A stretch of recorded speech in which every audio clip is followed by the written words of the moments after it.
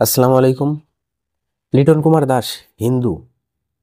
এই হিন্দু ধর্মের কারণে লিটন কুমার দাস বাংলাদেশ জাতীয় দল থেকে বাদ পড়েছেন, তাকে বৈষম্যের শিকার হতে হয়েছে, এমনটাই দাবি করছে ভারতীয় গণমাধ্যম। লিটন কুমার দাসের পরে আসলেই কি অবিচার করা হয়েছে? চ্যাম্পিয়ন্স ট্রফির দল ঘোষণার পর সেখানে দেখা যায় লিটন কুমার দাস বাদ পড়েছেন। তো লিটন কুমার দাস বাদ পড়ার পরে চলতি বিপিএলে একটা ম্যাচে লিটন কুমার দাস অনবদ্য পারফরমেন্স করেছেন এবং সেখানে 50 বলে 125 রানের মতো একটা ইনিংস তিনি খেলেছেন। তো এই খেলাটার পরেই আসলে আবার নতুন করে হাইপ উঠলো যে লিটন কুমার দাসকে কেন দলে নেওয়া হলো না, তার সাথে অবিচার করা হলো কিনা, অথবা লিটন কুমার দাসকে কোনো রাজনৈতিক কারণে বাদ দেওয়া হলো কিনা। তো আমরা সবাই জানি লিটন কুমার দাস রাজনৈতিক কারণে বাদ যাননি এবং লিটন কুমার দাস তার পারফরমেন্সের জন্যই বাদ গিয়েছেন। তার বিগত ইন্টারন্যাশনাল পারফরমেন্স অত্যন্ত বাজে ছিল, ঠিক সে কারণেই তাকে বাদ দেওয়া হয়েছে। কিন্তু এই জিনিসটা ভারতীয় যে গদি মিডিয়া বলে, যে ভারতীয় যে ইতর মিডিয়া বলে, তারা এটাকে এমনভাবে প্রচার করছে যে এইটা হচ্ছে লিটন কুমার দাস নাকি হিন্দু হওয়ার কারণে চ্যাম্পিয়ন্স ট্রফির দল থেকে বাদ গেছে। আসলে কি তাই? আচ্ছা, লিটন কুমার দাস পিএসএল এর সুযোগ পেয়েছেন কিন্তু চ্যাম্পিয়ন্স ট্রফির দলে সুযোগ পাননি। তো লিটন কুমার দাস হিন্দু হওয়ার পরও পিএসএল পাকিস্তান কর্তৃপক্ষ তারা কিন্তু তাকে দলে নিয়েছে। কিন্তু এখন কি আপনি বলবেন যে লিটন কুমার দাস আইপিএলে চান্স পেল না হিন্দু হওয়ার কারণে, তার সাথে বৈষম্য করা হয়েছে? হিন্দু হওয়ার কারণে আমরা যদি বলি যে আইপিএলে লিটন দাসকে চান্স দেওয়া হলো না, বিষয়টা কেমন দেখায়? লিটন কি পারতেন না আইপিএলে চান্স পেতে?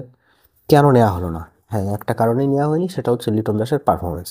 লিটন দাসের পারফরমেন্স মোটেও ভালো ছিল না, বা দলের ইন্টারন্যাশনাল টিমে ঢোকার মতো পারফরমেন্স লিটন করতে পারেননি, সেজন্য লিটনকে দল থেকে বাদ দেওয়া হয়েছে। তো এই নিউজটা ভারতের যে ইতর মিডিয়াগুলো আছে, তারা এইটা একটা সাংঘর্ষিক রূপ দেওয়ার চেষ্টা করছে। তারা এইটা নিয়ে ফেক নিউজ করছে যে লিটন দাস হিন্দু হওয়ার কারণে দল পাননি বা দলে ঢুকতে পারেননি। আচ্ছা, প্রশ্ন তাহলে একটাই, সৌম্য সরকার কি তাহলে মুসলিম হয়ে গেছে? সৌম্য সরকার কি মুসলমান হয়েছে? তিনি দলে ঢুকলেন কিভাবে? লিটন দাস তিনি যদি ভালো পারফর্ম করতেন অবশ্যই দলে তার ঢোকার সুযোগ ছিল। কিন্তু আমরা দেখলাম লিটন দাস বিপিএলও ফ্লপ যাচ্ছিলেন, কিন্তু চ্যাম্পিয়ন্স ট্রফির দল ঘোষণার পরপরই একটা ম্যাচ তিনি জ্বলে উঠেছেন। তো এটা আমাদের জন্য আনন্দের খবর যে লিটন দাস তার ফর্মে ফিরেছেন। কিন্তু তাই বলে আমরা আমাদের টিম নিয়ে কি করব, বা বাংলাদেশের টিম নিয়ে কি করবে, কাকে নেবে কাকে নেবে না, সেটা কি ইন্ডিয়ার নিয়ম মেনে নিতে হবে? ইন্ডিয়ার মিডিয়াগুলোর এই ইত্রামি, এই নোংরামি আসলে মেনে নেওয়ার মতো না। তারা এত জঘন্যভাবে সংবাদগুলো উপস্থাপন করতে পারে, যেটা আমরা আমাদের রাজনৈতিক ক্ষেত্রেও দেখছি, আবার আমাদের খেলার ক্ষেত্রেও দেখছি। তারা একটা বিষয় উস্কে দেওয়ার চেষ্টা করছে, সাম্প্রদায়িক একটা বিষয় তারা উস্কে দেওয়ার বারবারই চেষ্টা করে। আসলে তাদের নিচু মন মানসিকতার প্রকাশ। তারা এত নিচু মন মানসিকতার প্রকাশ না দেখালেও পারত। তো লিটন দাস আশা করি ভবিষ্যতে আবার বাংলাদেশ টিমে ইন করবে এবং যোগ্য পারফরমেন্স দিয়ে যোগ্য জায়গায় তার স্থান হবে।